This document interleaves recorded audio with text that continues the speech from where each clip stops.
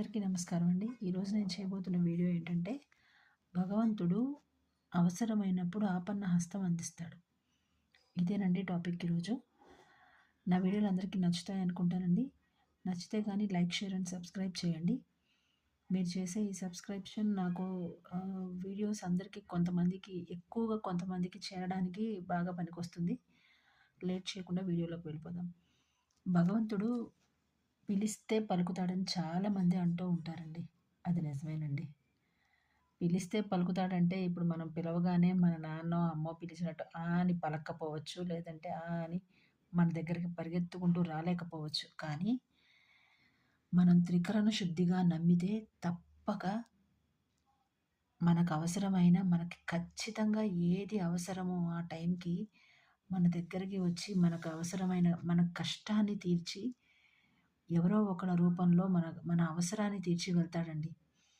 మన దగ్గర ధనము లేకపోతే మనం ఆరోగ్యవంతులుగా ఉన్నప్పుడు, ధనం ఉన్నప్పుడు మనము మనము ఆహ్, మంచి స్థితిలో ఉన్నప్పుడు మనల్ని నువ్వు ఇంద్రుడివి, నువ్వు చంద్రుడివి అని పొగిడిన వాళ్ళు కూడా మనం బలహీనులగా ఉన్నప్పుడు, లేకపోతే మన ఆరోగ్య పరిస్థితి బాలేనప్పుడు, మన దగ్గర ధనం సరిగ్గా లేనప్పుడు, అదే మనం ధనహీనులమైనప్పుడు, లేదంటే మనకేదైనా కష్టం వచ్చినప్పుడు, అలాంటప్పుడు ఆహ్, మన వాళ్ళ మనల్ని ఆదుకుంటారు అని మనం నమ్మిన వాళ్ళు మన పట్ల చూపించే ఒక అశ్రద్ధ, నిర్లక్ష్యం ఇలాంటివి మనకి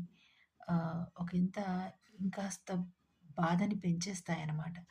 కానీ ఆ టైంలో కూడా మనం భయపడాల్సిన అవసరం లేదండి. ఎందుకంటే భగవంతుడు అన్ని వేళలా మన తోడుంటాడు. అలాగని మనం నమ్మిన మరుక్షణం నేనున్నానని ఎవ్వరో ఒక తోడునో లేకపోతే మనకవసరమైన ఆహ్, అవసరాన్నో తీర్చడానికి ఆయన స్వయంగా పంపిస్తాడు. ఇప్పుడు సపోజ్ మనము ఏ నీళ్ళల్లోనో పడిపోయామండి. అనుకుందాం. నేనే ఉన్నాను. నేనే నీళ్ళల్లో పడిపోయాను. నాకు ఈత రాదు. కొట్టుకుపోతున్నాను. అలాంటప్పుడు మనకొక చెట్టు కర్ర ముక్కో, లేకపోతే ఒక బండ రాయి గట్టిగా పట్టుకునే ఒక ఆసరానో, లేకపోతే ఒక గట్టి చెక్క ముక్కో, లేకపోతే ఆ టైంకి ఎవరో ఒకళ్ళు మనల్ని చూసి, మనల్ని కాపాడే ప్రయత్నం చేయడమో ఇలా జరుగుతుంది. వాళ్ళని ఎవరు పంపుతారండి? ఆ బండ రాయో, లేకపోతే ఆ చెక్క ముక్కనో, లేకపోతే మనకు మనకవసరమైన మనం పట్టుకొని పైకి రాగలిగిన